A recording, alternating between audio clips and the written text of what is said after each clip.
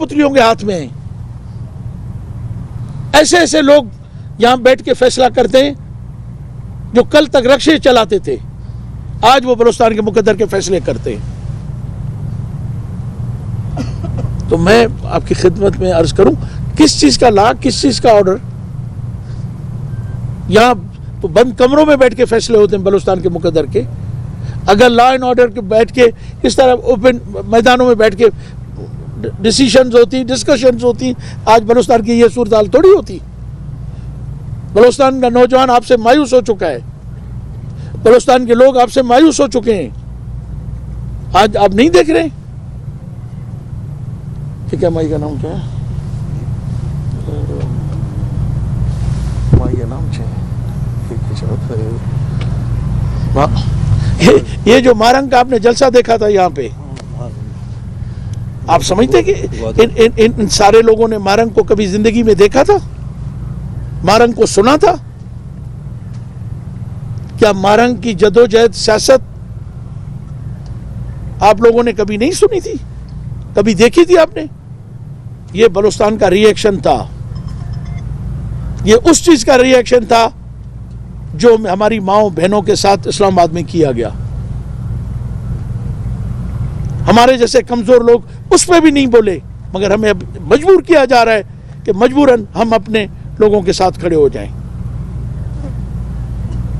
हमने कोशिश की, मगर यहां बैठ के हमें डराया जाता है। ओ भाई, 62-63 साल हमारी उम्र हो गई है। जो हमारे मुकद्दर में अल्लाह ने हमारे लिए लिख दिया है वो होके रहेगा, हमारा यकीन है। आप हमें डराओ नहीं। हमें डराने से पहले बलूचिस्तान की तारीख पढ़ लो।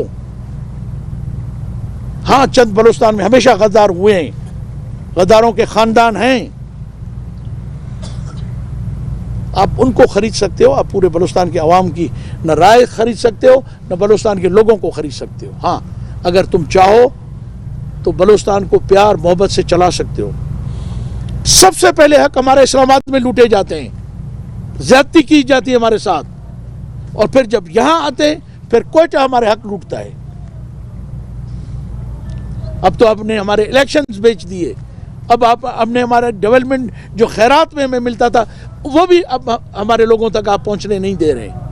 2 फ्लड्स आए मेरे इलाके में। मैं बलूचिस्तान के गवर्नमेंट को और इन इदारों को कहता हूं जो बैठ के प्रेस कॉन्फ्रेंसें करते हैं, कुछ नहीं दिया आपने बलूचिस्तान के लोगों को। मर गए, डूब गए, जलील हो गए, आज दरख्तों के छांव में पड़े हुए हैं। और ये सारे पीडीएमए और सीडीएमए की क्या बनाई हुई है आप लोगों ने? यहां पे क्या किया है उन्होंने जाके? वहां पे हर चीज बलूचिस्तान में नीलाम पे लगी हुई है, ऑक्शन पे लगी हुई है। जो जितनी अच्छी पेमेंट करेगा उसको उतनी बेहतर पोजीशन, उतना बड़ा नफा दिया जाएगा। बहुत हो गई। इस वजह से लोग आपसे बेजार हैं, इस वजह से लोग आपके साथ नहीं है। आज मेहरबानी करके आज भी वक्त है कि आप खुदारा अपनी पॉलिसियों पे नजरसानी करें, अभी भी मुल्क पे रहम करें, इस सूबे पे रहम करें, अपने बच्चों पे भी रहम करें। हमारे बच्चे तो हैं ही हमारे साथ, आप अपने बच्चों पे भी रहम करें,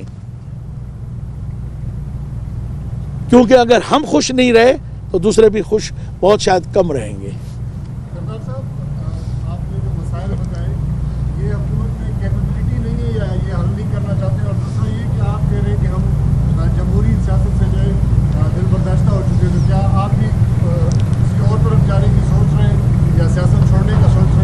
नहीं, हम मजबूरन हम इससे मायूस हो चुके हैं। मैं 9 इलेक्शन जीत चुका हूं, 10वां इलेक्शन मुझे आपके नाले वालों ने हरवाया है मजबूरन। नहीं तो कल अगली प्रेस कॉन्फ्रेंस में नाम ओहदे लेके मैं प्रेस कॉन्फ्रेंस करूंगा। करोड़ों रुपए लेके हमको एक जिस तरह में इलेक्शन से हराया गया है दुनिया जानती है।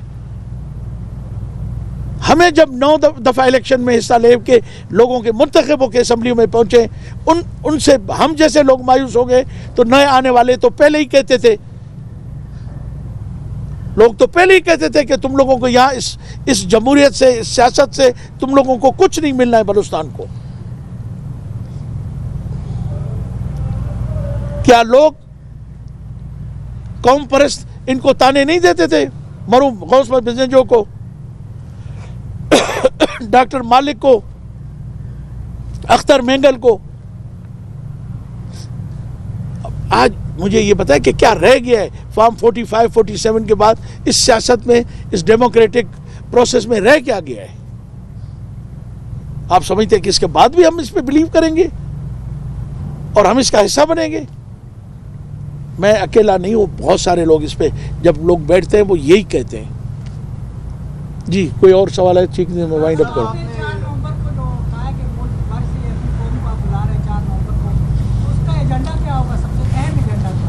एजेंडा ये होगा कि हमारी मुस्तकबिल की सियासत और मुस्तकबिल का लाए अमल क्या होगा।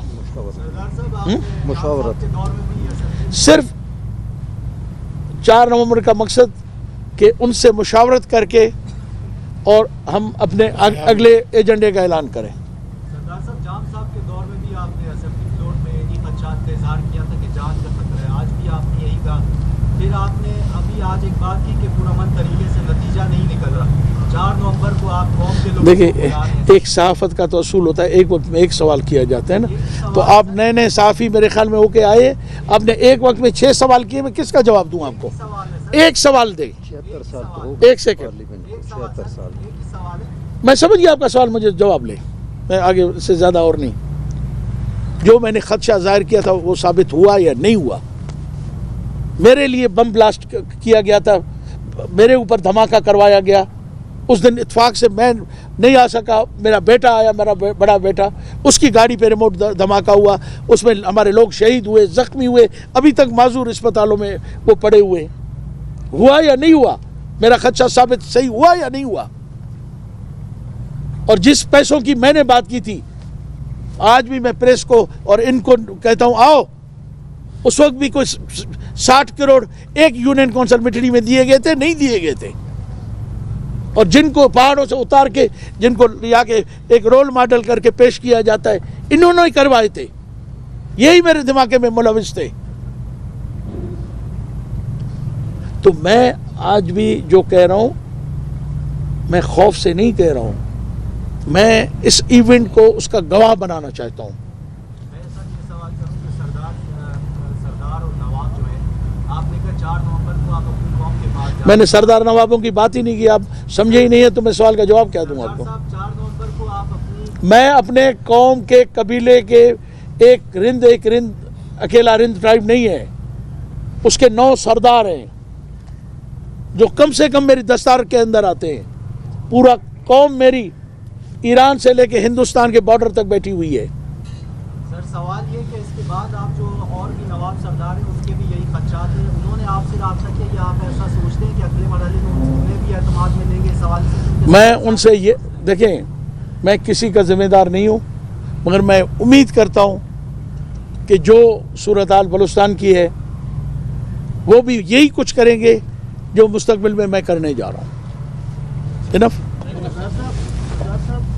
आपकी जो आज की प्रेस कॉन्फ्रेंस है, यकीनन बहुत ज़्यादा सूरत हाल मायूस है। क्या आप समझते हैं कि आप एक दीगर सियासी पार्टियों से जो आपके ख्याल है, यार उनको जगह नहीं देंगे? मैं नहीं, आप नज़दीक आ जाए प्लीज़।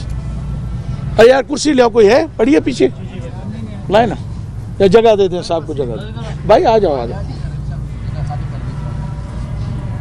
देखो, पाकिस्तान में कोई सीट खाली नहीं करता है, आपके लिए सीट खाली, आप बड़े खुश नसीबों में से एक हैं। यहाँ तो जो कुर्सी पे बैठता उठता नहीं है। सरदार साहब, मेरा सवाल ये था कि आप अभी आपके जो ओवरऑल बलूचिस्तान की सूरत हाल है, मतलब आप जिस चीज़ पे बात करें तो उससे ज़्यादा गंदा और बदला है।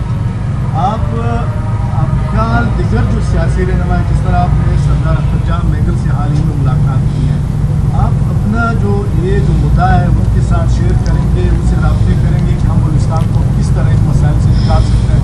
दूसरा, ये जो हुकूमत है, क्या इसके लिए आप ये नहीं समझते कि नए इंतखाबात की तरफ हमें जाना चाहिए जो फार्म 47 के तहत हो, या फार्म 47 वाले को ही असम्बली में लाना चाहिए? देखें, अगर यही कुव्वतें, यही लोग, यही फैसले करने वाले हैं और यही इलेक्शन कमीशन है, और यही मैं चीफ जस्टिस ऑफ बलूचिस्तान से भी रिक्वेस्ट करता हूँ, चीफ जस्टिस सुप्रीम कोर्ट से भी करता हूँ कि खुदारा,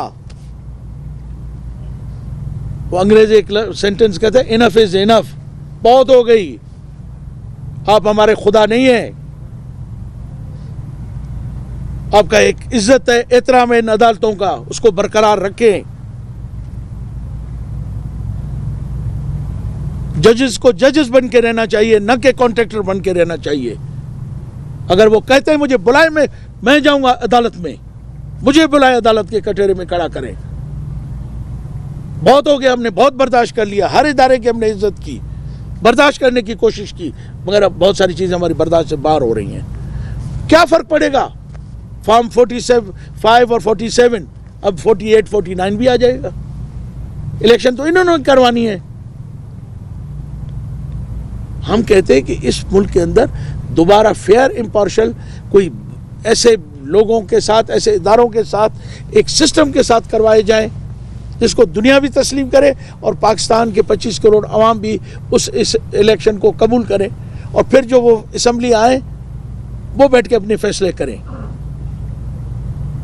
मगर जो हो रहा है मौजूदा सिस्टम, उसमें हमारे जैसे लोग भी मायूस हो चुके हैं। बाकी लोग तो पहले से 70 साल से कह रहे थे कि इन असम्बलियों में, इस सिस्टम में, इस निज़ाम के अंदर आपको कुछ भी नहीं मिलना है। आज उनकी बात सच हो रही है और हम महसूस कर रहे हैं कि नहीं, हम गलत थे शायद। Enough sir.